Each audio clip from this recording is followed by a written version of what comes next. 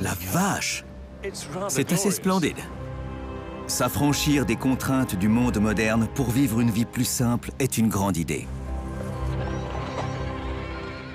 Je crois que nous avons tous en nous un rêve d'évasion. On voyait nos gamins grandir et suivre exactement le même chemin que nous. Mortel. Mais une poignée d'intrépides Anglais a décidé d'abandonner le train-train quotidien pour répondre à l'appel de l'ailleurs. Cet endroit est d'une beauté à couper le souffle. Parfois, au réveil, je me crois au paradis. Je me rends dans les endroits les plus reculés de la planète. Bon sang! Je vais y vivre au milieu de familles britanniques, un vrai chasseur-cueilleur, qui ont choisi d'habiter dans la nature, de se bâtir une nouvelle vie. Avanti! Et de construire d'incroyables demeures. On a utilisé 1 millier de pneus, 25 000 bouteilles en plastique et 18 000 bouteilles en verre. Quoi? Ces gens ne déménagent pas à la campagne, dans le Gloucestershire. Ils partent vivre à flanc de montagne ou sur une île déserte à l'autre bout de la planète. Comment y arrive-t-on? Comment cela se passe-t-il? Surtout, l'aventure est-elle épanouissante? En sort-on plus heureux? Le bonheur. On a trouvé le bonheur.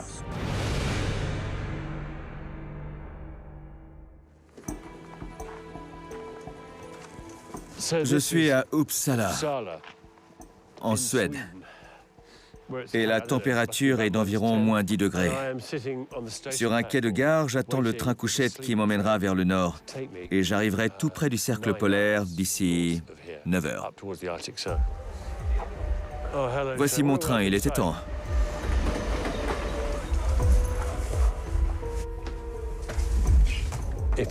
Quand on veut s'installer dans une autre région du monde, on pense à un pays chaud et ensoleillé, plutôt qu'à un endroit aussi sombre et froid. Ce train va m'emmener à 650 km d'ici, dans le nord de la Suède, au cœur d'une région subarctique qui s'appelle le Jämtland. Avec une moyenne de 3 habitants au kilomètre carré, cette région d'une grande beauté n'est pas très peuplée. J'ai le sentiment que je ne connaîtrai pas davantage de confort durant ce voyage. Pendant une semaine, je ne dormirai pas dans un endroit aussi bien chauffé. Je vais rendre visite à un couple qui s'est inventé une nouvelle vie dans les grands espaces de glace et de neige.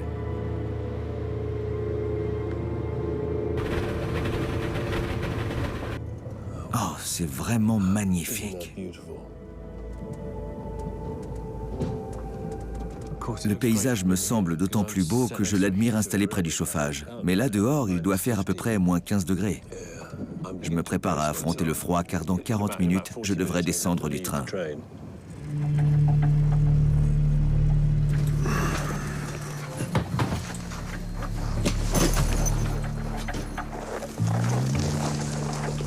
Dans cette partie de la Suède, le soleil disparaît pendant 2 mois chaque année.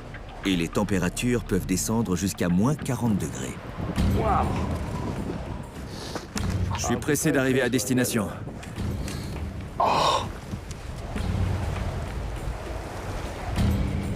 Il n'y a pas de route par ici. Et avec cette épaisse couche de neige, il vaut mieux chausser des skis.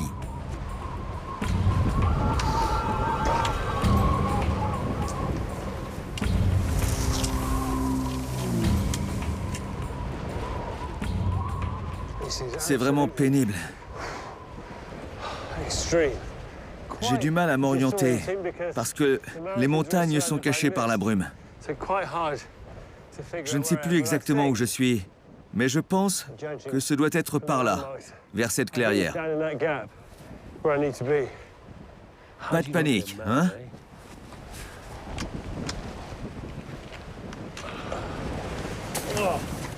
La région est vraiment hostile. Après 2 heures de ski malmenés par les éléments, je suis curieux de savoir qui peut avoir l'idée d'habiter des lieux aussi inhospitaliers. Y a quelqu'un? Bonjour, vous êtes Richard? Bonjour et bienvenue, Kevin. Merci, enchanté. Vous nous avez trouvés? Pas facile. Joli costume. Bonjour, ça va? Bonjour, Kevin. Vous êtes vraiment au milieu de nulle part ici. Ouais, on est loin de tout. C'est magnifique, mais si on se perd en chemin... C'est vrai. Ouais. Oui, ça vous dirait une tasse de thé à l'intérieur? Ah oui, sans hésiter. Très bien, rentrons alors. Il faut que je me réchauffe. Oh, c'est charmant chez vous. Merci.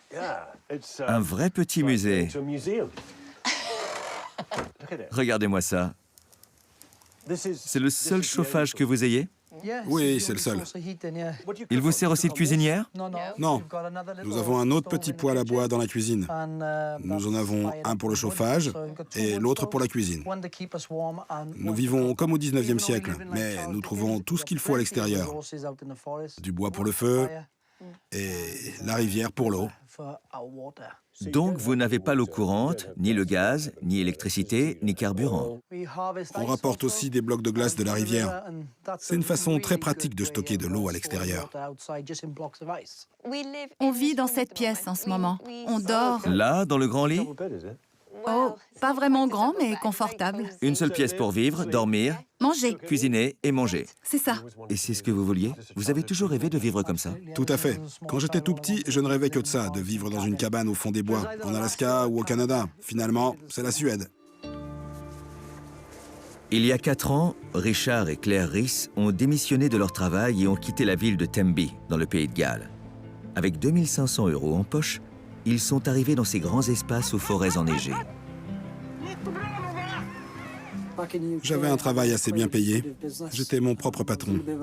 Je nettoyais des conteneurs à déchets. On me payait 3 € par conteneur et je pouvais en nettoyer jusqu'à 250 par jour. Faites le calcul. C'est pas mal. J'étais chef de projet et j'avais ma propre affaire. J'avais beaucoup de pression sur les épaules et beaucoup de choses à gérer. Je pouvais m'acheter à peu près tout ce que je voulais. J'avais une belle voiture, une belle maison. Mais je détestais les embouteillages et le stress quotidien. J'étais constamment sous pression.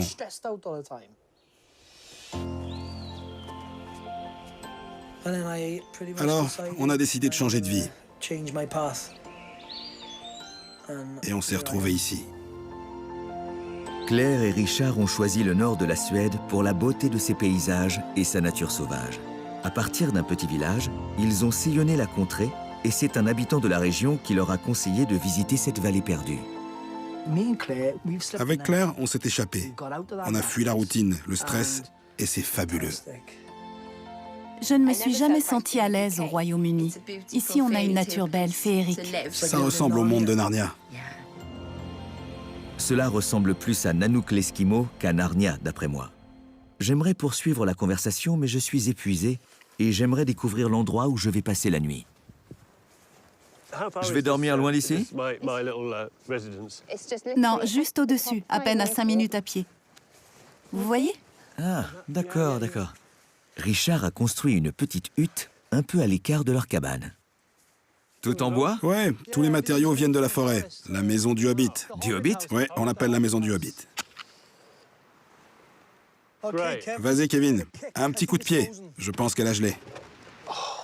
Parfait. Voyons l'intérieur. Magnifique. Avec un beau poêle à bois. Et des pots de rennes, ça tient bien chaud. Très bien. Il y fait tellement froid que je peux sentir la chaleur de la lanterne.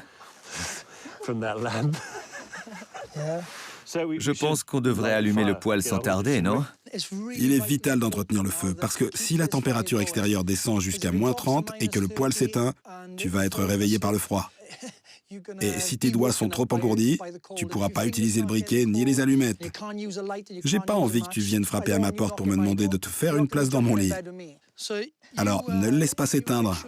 Toutes les 2 heures environ, tu ajouteras quelques bûches. C'est compris. Tout est clair, même si c'est contraignant, certes. Sauvagot. Sauvagot. Sauvagot. Dors bien. Bonne nuit. Merci beaucoup. Bon.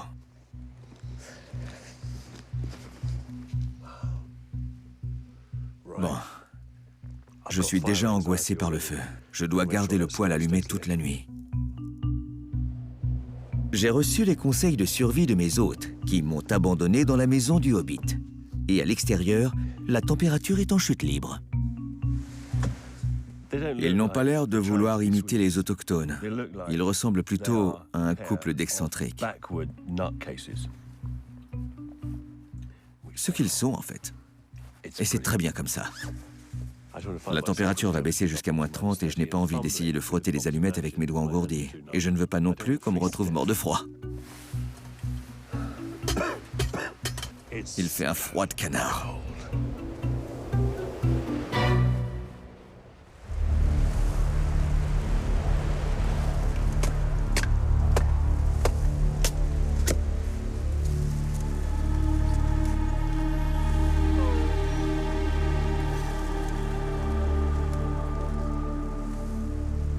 J'ai survécu à ma première nuit par -20 degrés. J'ai dû remettre les bûches constamment. Moins de 2 heures après l'avoir allumé, il restait à peine quelques braises que j'ai eu beaucoup de mal à faire repartir. En plus, la chaleur du poêle a fait fondre la neige sur le toit, et de l'eau s'est infiltrée à l'intérieur, juste au-dessus de ma tête. Bref, j'ai passé une nuit mémorable. Malgré ma nuit presque blanche, je suis impatient d'explorer la nature qui m'entoure. Pendant le bref été, la région devient un paradis verdoyant couvert de conifères et de lacs aux eaux cristallines. Mais dès le mois de septembre, le soleil décline, la neige et la glace prennent possession du paysage pendant 8 longs mois. Claire et Richard ont restauré une vieille cabane de bûcherons dans laquelle ils se sont installés. Avec du bois de leur forêt, ils ont ensuite édifié une hutte ronde qui abrite un atelier et des toilettes à compostage. Et pour finir, ils ont construit ma maison de hobbit pour recevoir les visiteurs occasionnels.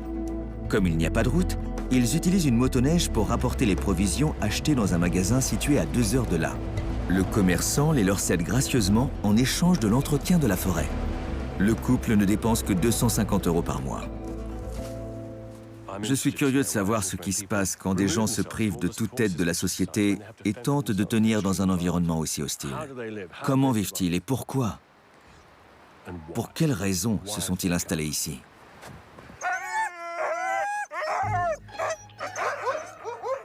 Outre la recherche d'un mode de vie plus proche de la nature, Richard a une bonne raison de vouloir vivre au cœur des grands espaces couverts de neige. J'ai toujours eu des chiens. Ils ont toujours fait partie de ma vie. Quand j'avais 15 ans, j'avais déjà une dizaine de chiens. Ça a toujours été mon hobby, ma passion. Un tout jeune, il y en a combien? Il y a Shifty, lui c'est Aspo, et Bandit. Coupable, suspect, un vrai roman policier. Il y a Bonnie and Clyde. Les 54 huskies de Claire et Richard trouvent ici un environnement idéal et rapportent un peu d'argent grâce aux randonnées en traîneau organisées pour des touristes. J'ai commencé avec mon skateboard et un husky. À Bridgend, au Pays de Galles. Plutôt à Tenby. J'ai commencé... Avec un husky, une laisse et un skateboard. C'est tout? Ouais, j'ai commencé comme ça. Une histoire incroyable. C'est comme ça. Je suis arrivé en Suède avec 8 huskies sibériens il y a 5 ans. Et maintenant, j'ai 54 chiens. Avec une telle quantité de chiens, il doit y avoir des morsures, non? En fait, j'ai été mordu une seule fois. Et il m'a mordu juste ici. Au testicule? Exactement. Oula, au scrotum. Oui, le croc a traversé un testicule. La vache. J'ai jamais eu aussi mal de ma vie. Je vais vous montrer une photo. C'est pas beau à voir. Oh, bon sang. C'est pas vrai. Ne montrez plus jamais cette photo. À personne. C'est un conseil. Le climat est parfait pour les huskies. En revanche, pour les humains, c'est une autre affaire. Vous connaissez beaucoup de gens qui vivent comme ça en pleine forêt, loin de tout, au milieu de nulle part. Comment est-ce possible? Il n'y a pas d'électricité, pas d'eau courante. On a un panneau solaire, mais il n'y a pas de soleil. On a des lampes à huile, des torches frontales et des bougies. Des bougies. Il y a un gros avantage à vivre ici. Pas de facture à payer. Claire m'a demandé de l'accompagner pour la première corvée de la journée, aller chercher de l'eau. Ce n'est pas très loin, 5 minutes à pied, ça descend. Et 50 minutes pour remonter, c'est ça? À peu près 30 minutes avec les bidons pleins. D'accord. Alors la rivière se trouve là-dessous? Oui, on marche dessus, elle est gelée. Rassurant. Elle est assez large. Le débit doit être important en été, non? Oui, et au printemps, quand la glace craque, ça fait comme une musique. Étonnant. On creuse ce trou en début de saison. Vous le creusez et vous l'entretenez. C'est ça.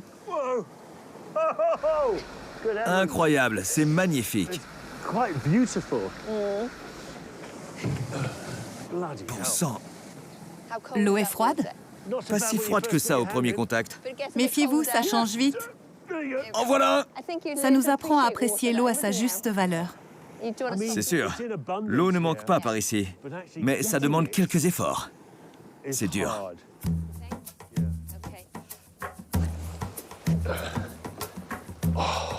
Cela me paraît insensé. 30 minutes pour remonter la côte à pied dans une neige profonde, en traînant 2 bidons de 15 kilos chacun, au lieu d'ouvrir un robinet. Je peux te poser une question? Pourquoi tout ça? Pourquoi ne pas vous donner les moyens techniques de faire autrement? Vous pourriez par exemple construire une éolienne pour alimenter une pompe avec un tuyau qui remonterait l'eau jusqu'à une citerne. On aime bien descendre jusqu'à la rivière pour aller chercher de l'eau. Vous aimez toujours ça après 4 ans? Oui, Vous continuez à aimer ça? oui. Le chemin est beau et apaisant. Ça me permet de penser à toutes les choses que je dois faire dans la journée. C'est un beau moment de calme. J'y crois pas. T'as tort. C'est pas possible, c'est du vrai masochisme. Vous aimez vous faire du mal délibérément.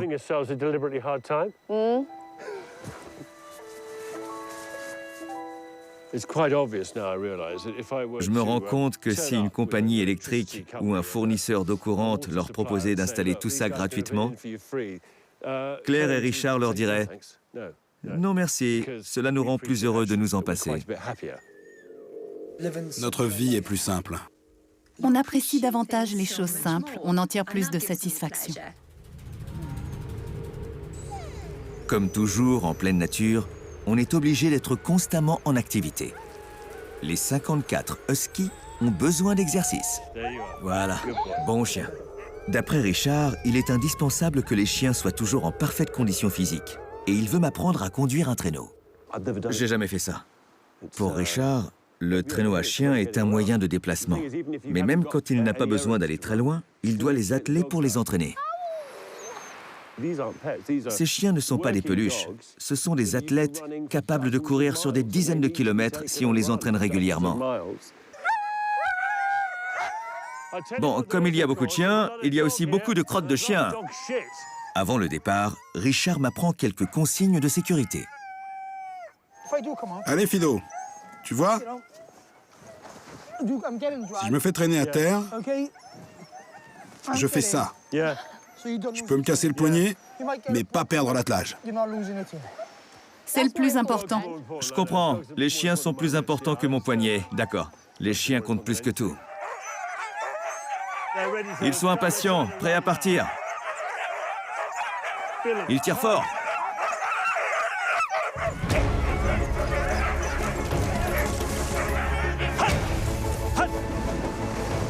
Courir avec les chiens. Waouh, c'est fabuleux. Quand je suis sur le traîneau avec Richard et qu'on glisse à travers la forêt, c'est pour ça qu'on est ici. C'est une sensation exaltante. C'est vrai, c'est tout simplement grisant.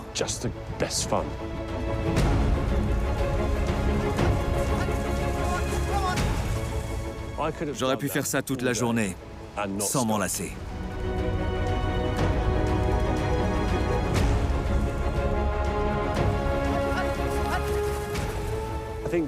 J'ai passé un moment vraiment inoubliable.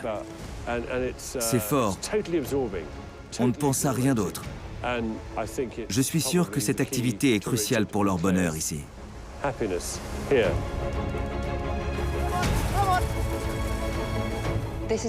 Nous avons choisi de vivre de cette manière, avec cette sensation de liberté dans les grands espaces. Plus de voitures, plus d'embouteillages, plus de feux rouges, plus de poubelles à laver. La nature vaste et sauvage leur fournit de l'eau en abondance et de l'espace pour que les chiens puissent courir. Mais qu'en est-il de la nourriture? J'ai remarqué qu'il n'y avait pas de supermarché dans les environs, pas de magasin à moins de 2 heures de trajet, et impossible de cultiver le sol qui reste gelé la plus grande partie de l'année. Alors, que faire? Claire exploite toutes les ressources de la cueillette.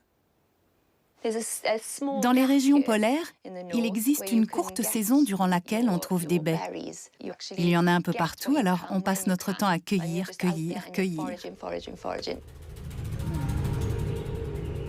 En juillet et en août, pendant le court été arctique, la forêt regorge de baies, de champignons et autres végétaux comestibles que Claire conserve pour les mois d'hiver. C'est quoi ça? Là, je fais sécher des érelles.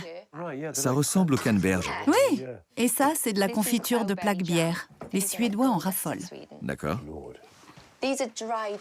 Là, ce sont des chanterelles. Il y a beaucoup de champignons par ici, non? Oui, on en mange au petit déjeuner. Là, c'est notre frigo. Un trou dans la terre. C'est une invention de Richard. C'est impeccable. Et qu'est-ce que vous gardez dedans? C'est de la viande d'élan. De la viande d'élan hachée. Ça ressemble à du bœuf? Pas vraiment. À du gibier? Ce n'est pas aussi fort. Normalement, on ajoute des ingrédients. C'est comme un aliment de base. Oui. Et où trouvez-vous la viande d'élan? On a un ami qui achète de l'élan aux chasseurs et qui nous revend la viande. D'accord.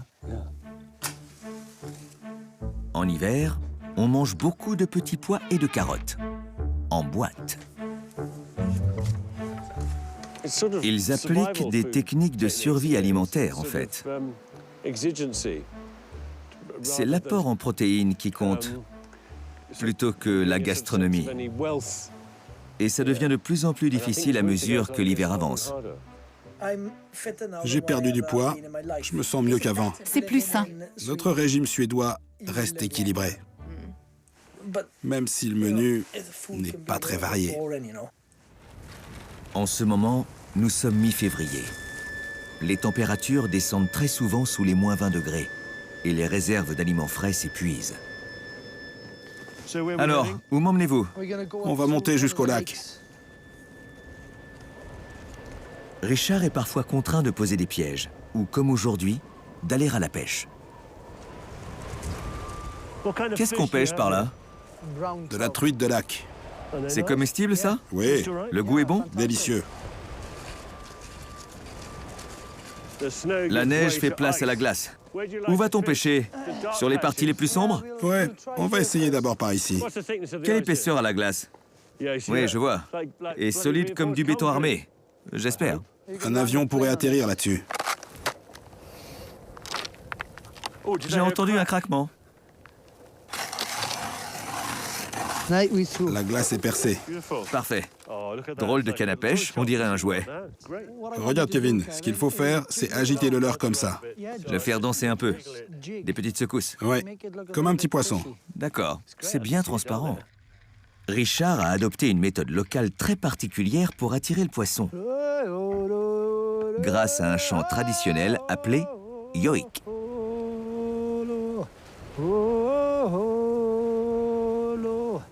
Avec un peu de vibrato, ce sera encore mieux. Tire un peu dessus. Il faut taquiner et chatouiller la truite. Ouais, c'est une question de feeling. On va essayer en même temps. Chante aussi. Tu crois que les truites peuvent t'entendre à travers la glace? J'en suis sûr. Je pense que tu vas avoir une touche. Vas-y.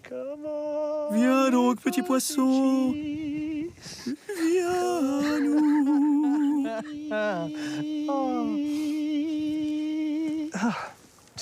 Toujours pas de poisson. Mais le temps est capricieux dans la région et les conditions météo se détériorent rapidement. Le soleil s'est caché derrière la montagne. On va retourner à l'abri et manger quelque chose de chaud. T'en dis quoi? D'accord, excellente idée. Claire nous attend à l'abri de la tempête qui sévit. Vous avez pêché quelque chose? C'est incroyable comme le temps change vite.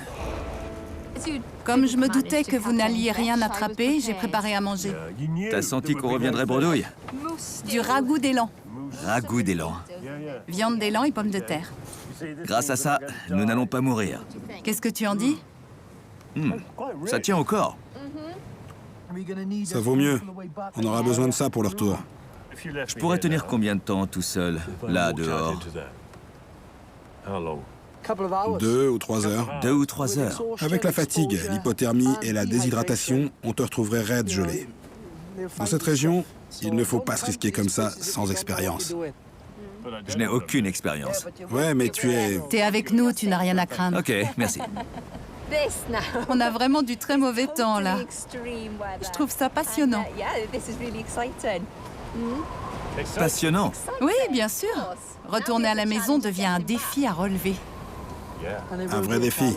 Vous avez raison. Quand je vois ce temps... Avec le vent, les températures avoisinent les moins 30 degrés. Notre partie de pêche s'achève dans le blizzard. Avec cette tempête de neige, il vaut mieux ne pas trop s'attarder. On n'y voit rien. Rien du tout. C'est comme si un voile blanc recouvrait tout. Ça peut devenir encore pire. Oui, il faut qu'on parte maintenant. Ça va pas s'améliorer.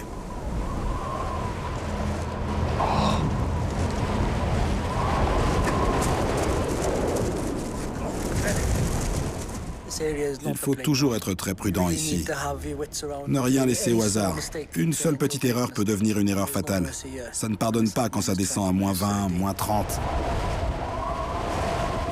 La température descend encore et les conditions deviennent si menaçantes que Richard doit contacter par radio une équipe de sauveteurs afin de nous évacuer immédiatement, moi et l'équipe de tournage. La moindre erreur peut s'avérer fatale dans un tel environnement. Les téléphones portables ordinaires ne fonctionnent pas ici. L'hélicoptère est parfois le seul moyen d'évacuation viable. Or, la base la plus proche se trouve à une centaine de kilomètres. On ne peut pas comparer le nord de la Scandinavie au Royaume-Uni. C'est complètement différent. Ici, on ne peut pas se permettre de se perdre, d'ignorer la réalité si on veut rester en vie. Et ça nous rend plus vivants. Mais on ne s'en lasse pas, n'est-ce pas? Non. Nous sommes au cœur d'une nature sauvage. On peut mourir ici sans que personne ne s'en rende compte. En avoir conscience, c'est ressentir à quel point notre vie est fragile face à des éléments bien plus puissants que nous. C'est une sensation que l'on ne peut pas connaître dans un 3 pièces en ville ou dans un pavillon de banlieue. Mais il faut avoir un caractère bien trempé et une sacrée ténacité pour s'y confronter. Je ne sais d'où Claire et Richard tirent une telle force. L'un de l'autre peut-être, ou de leur chien, qui sait.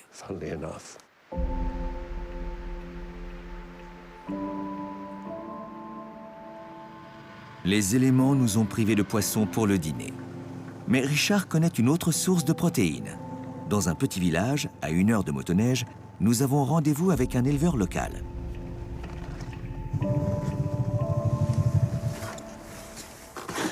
Alors. Hey! Je suis Richard. Et vous, c'est comment? Bonjour, je m'appelle Pierre. Je vous présente Kevin, il vient d'Angleterre. Enchanté.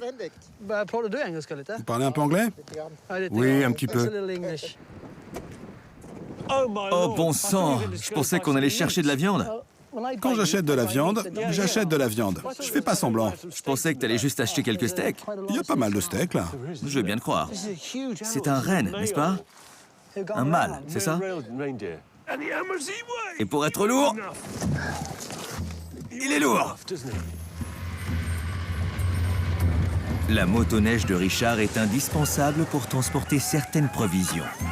Comme ce renne de 130 kilos, par exemple. Attrape-le par cette patte. D'accord. Ouf! Accroche-le là-dessus. C'est bon. Coupe-la, tout autour de l'os. Mais ne coupe pas le tendon. J'en ai besoin. Je ne veux pas de tendon, moi. Moi, si. Alors? Oui, ne le coupe pas. Et si un morceau tombe par terre, c'est grave? Non. Ça et les os, les chiens s'en occupent. Rien ne se perd. On récupère la peau, on mange la viande, on utilise les tendons. Avec les cornes, on peut faire des manches de couteau, ce genre de choses. On utilise absolument tout du renne. Rien n'est perdu. Vous en avez pour combien de temps avec un renne? 1 an à peu près. Vraiment? Ouais, on fume une partie de la viande. Ce que vous ne mangez pas, je suppose que... On le donne aux chiens. C'est pour les chiens. C'est du poumon. Parfait pour les chiens. Tyson? Tyson? Oh, c'est un gros morceau. Le renne leur fournira de la viande pour une année. Et Richard en utilisera d'autres parties de manière plus créative, en particulier la peau. Comme ça, c'est parfait. La peau est utilisée pour fabriquer des accessoires et des vêtements capables de les protéger de températures allant jusqu'à moins 40 degrés. C'est une moufle que j'ai fabriquée pour ma femme. Joli. Tu l'as cousue à la main toi-même? Cousu main, oui. Cette partie est retournée pour que la paume soit en contact avec la fourrure du renne. C'est parfait. Parfois, on est à court d'argent, alors je fabrique nos propres vêtements. Mais j'aime bien, c'est une belle matière à travailler. En plus, on sait que ça va bien nous protéger du froid. Et c'est une satisfaction de porter des vêtements qu'on a fait soi-même. Très bien. Continue, c'est parfait. Ils n'utilisent que des produits locaux. Les vêtements, la nourriture, les meubles, les matériaux de construction. Tout ce qu'ils utilisent ou consomment est produit sur place. Tu t'adaptes à notre vie, Kevin. Pas trop mal. Le style de vie de Claire et Richard confirme une conviction que j'ai depuis longtemps. Je pense que le fait de consommer tous ces produits que le monde moderne nous offre en quantité ne mène pas forcément au bonheur. Je dirais même que cela nous appauvrit. Alors que réparer ou fabriquer les objets de notre quotidien peut nous procurer un plaisir, une satisfaction immense.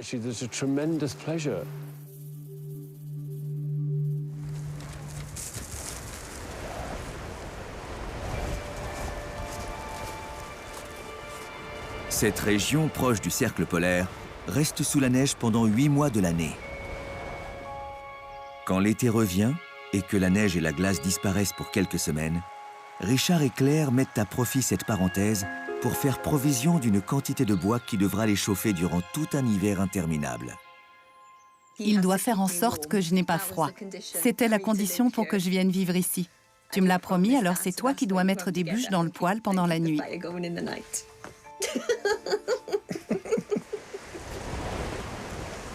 Ils n'ont aucun autre moyen de chauffage. Le bois est donc vital.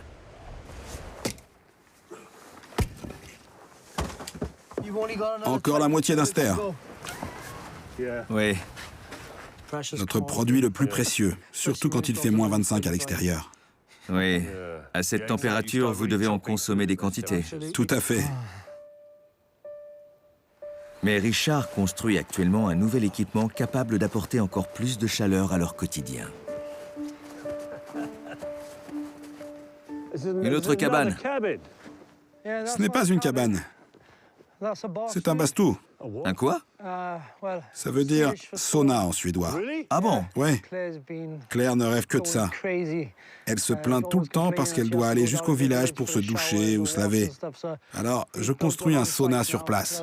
C'est donc un genre de salle de bain. Oui, on pourra s'y doucher, prendre des bains de vapeur. Vous vous lavez souvent en ce moment? Claire se lave un jour sur 2. Et moi, je peux pas te dire exactement. Peut-être une fois par semaine. Je mets ça où? Là, sur ce côté. D'accord, ça marche. Richard a emprunté un groupe électrogène dans un village voisin pour faciliter la phase finale de la construction. Je suis chargé de fixer la cheminée du poêle. Tu peux le tenir? Oui, attention à tes doigts. Puis, nous allons finir le bardage en sapin. C'est beau. Tu peux fixer un de ceux-là? D'accord. Impeccable. Avant de venir ici, je pensais que dans ces contrées si froides, il fallait principalement lutter contre le froid. Mais je comprends à présent qu'il existe d'autres combats. En particulier contre l'obscurité. Car même à cette période de l'année, les journées sont très courtes. La plupart du temps, on est plongé dans ce genre de pénombre où l'on n'y voit rien à quelques mètres. Je pense que psychologiquement, ça doit être assez dur. Physiquement aussi, car n'importe quelle tâche devient alors plus difficile. Tu y vois quelque chose? J'y verrai mieux avec mes lunettes. Tu sais, avant-hier, il faisait environ -10 et j'ai mis la main dans une boîte de clous. Quand je l'ai retirée, j'avais 6 ou 7 clous collés sur la peau, Soudé par le froid. comme si ma main était un aimant. J'ai eu du mal à les décoller, c'était horrible. Collé à la peau. Exact.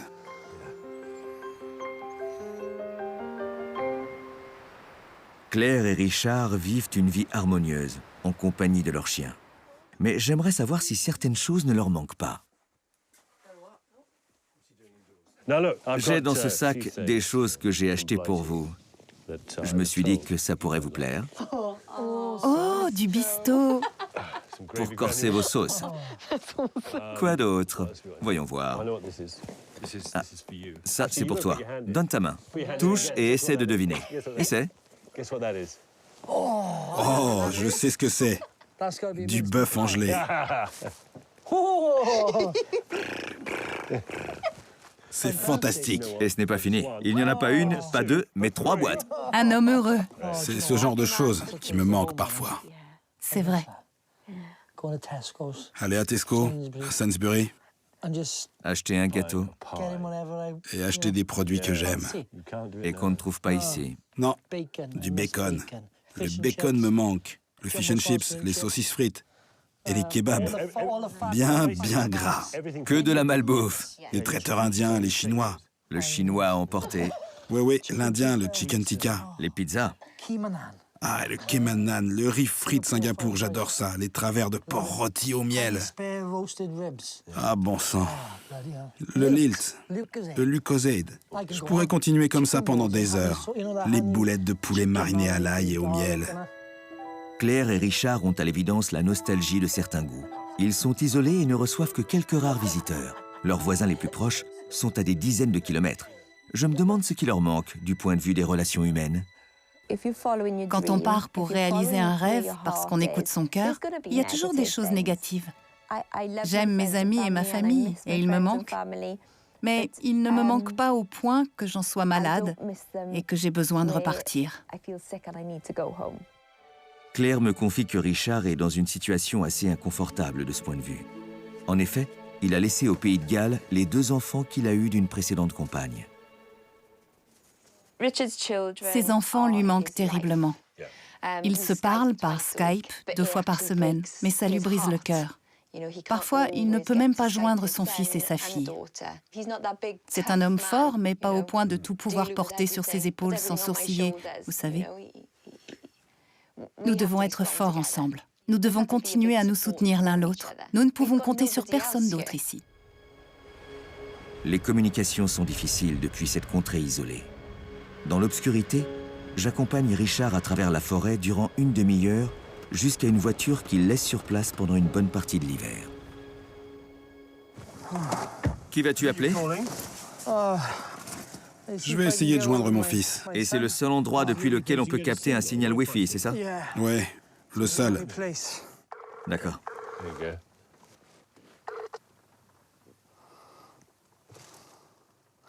Bonjour, Joseph Rhys. Tu vas bien? Quoi de neuf? Pas grand-chose. Laisse-moi te présenter Kevin. Il est à côté de moi. T'arrives à le voir? Ça va? Très bien, merci. On est trempé parce qu'il pleut dans la vallée alors qu'il a neigé toute la journée. Tout est mouillé, les vêtements, les gants, les bonnets, tout. Mais je vais vous laisser un peu d'intimité. Parle avec ton père. Tu sais que tu me manques? Ouais.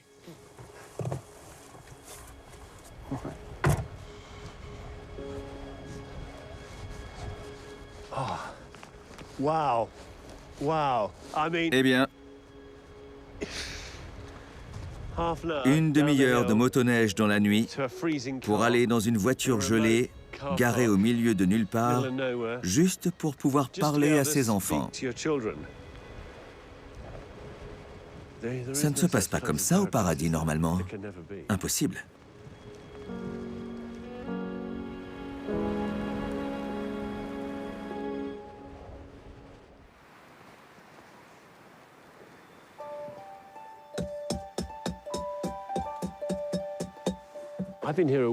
Je suis ici depuis une semaine et c'est fatigant, vraiment. Avec la neige, le froid, le manque de lumière, toutes les tâches sont plus difficiles, plus longues. Il faut avoir une sacrée force de caractère pour vivre dans ces conditions. Je vous remercie tous les deux de m'avoir initié à un style de vie dont je n'aurais jamais fait l'expérience sans vous. Je me suis étonné de beaucoup de choses. Je ne comprenais pas comment vous pouviez vivre sans panneaux solaires, sans éoliennes par exemple, sans eau courante, sans électricité, sans toutes ces choses qui rendent la vie plus facile quand on vit en pleine nature. Au bout d'une semaine avec vous, je dois dire que je pense toujours que vous êtes un peu cinglé. Votre vie pourrait être tellement plus facile. Claire et moi, on se sent plus vivants. Quand je vivais au Royaume-Uni, je me sentais plus paresseux, léthargique. Alors si demain je vous dis que je peux vous installer l'eau courante, un robinet dans la cuisine, l'électricité, des toilettes avec une chasse d'eau... Allez. Non, ces choses-là ne me manquent pas. Nous avons découvert qu'il n'est pas si difficile de se passer de ces choses. Ça fait des années que nous vivons comme ça. Mais ma foi, c'est pas si pénible. C'est pas facile, c'est vrai. Mais c'est très, très gratifiant. Je pense que tout le monde peut réaliser son rêve. Oui. Réaliser son rêve, c'est possible. Mais il faut oser sauter le pas. Et dans 15 ans, dans 20 ans, comment imaginez-vous votre vie? Vous serez encore ici? Honnêtement, Kevin, pour répondre à ta question, je peux seulement te dire que je suis heureux de vivre comme je vis. Dans 15 ans, si je peux encore vivre comme aujourd'hui, je serai content.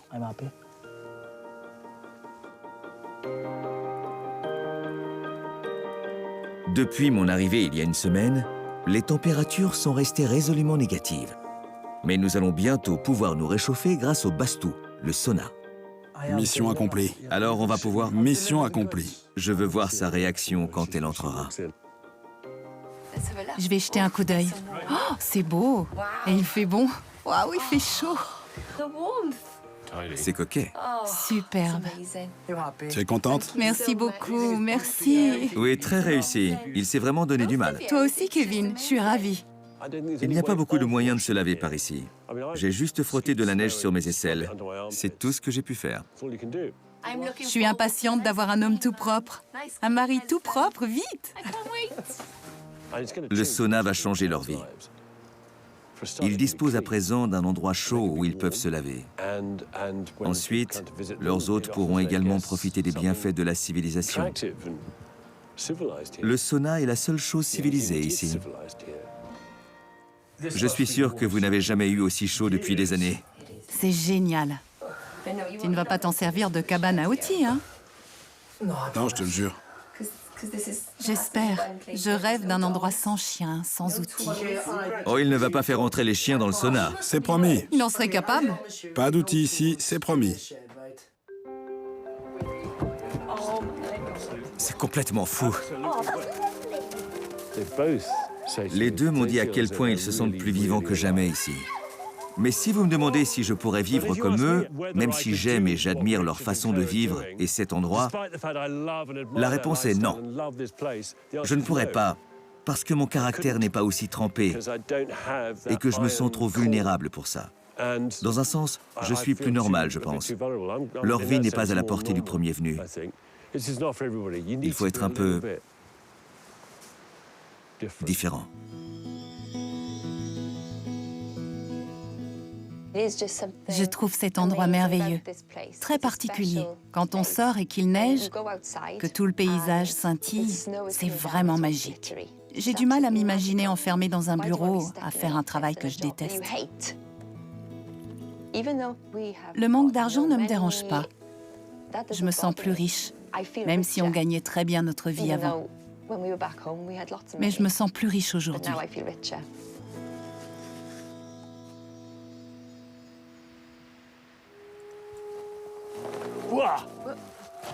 J'étais sûre que ça irait. Ça donne quoi? Superbe. Ça te va bien? Il est beau. Non, je ne peux pas. Si, c'est notre cadeau, mon ami. Non. C'est pour toi, mon ami. Oh, merci beaucoup. Vous êtes adorable. Merci. Vous avez vraiment pris soin de moi. Encore merci. Ce qui est sûr, c'est que Richard et Claire n'ont pas besoin de posséder des choses matérielles pour être heureux. Tu as l'air d'un vrai montagnard, là. Oui, et je vais tomber au bout de 100 mètres. Ils ont leurs chiens, ils ont leur forêt, les montagnes, la neige. Ils sont là l'un pour l'autre. Ils ont un lit douillet, un poêle à bois, un gros tas de bûches. Ils n'ont pas besoin de plus. C'est drôle, mais je pense que pour la plupart d'entre nous, si nous devions vivre dans un tel endroit, nous n'aurions pas besoin d'autre chose non plus. Regardez-moi ce ciel bleu, avec des nuages roses. C'est beau. C'est aussi pour des choses comme ça que vous restez ici. Prenez soin de vous. Profitez-en. Schön försiktigt.